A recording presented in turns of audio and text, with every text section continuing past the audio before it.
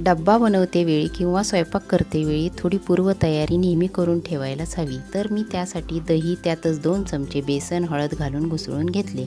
फोडणीत जिरे, मोहरी, कढीपत्ता, लसूण, मिरच्या व हिंग टाकून खमंग होईपर्यंत परतले. मग त्यावर दही टाकले, मीठ घातले, सर्वात शेवटी गुळाचा खडा पण टाकला.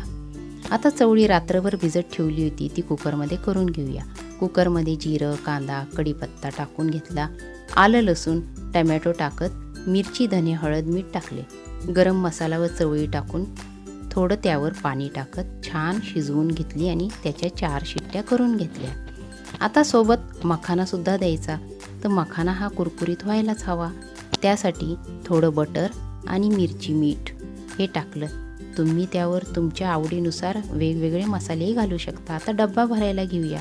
डब्बा भरते वेळी जी कढी घेतली ती सगळ्यात वर ठेवायची, म्हणजे डब्यात काही पातळ वस्तू असेल ते वरच्या झाकणामुळे ती बाहेर पडू शकत नाही. मखानाही देऊ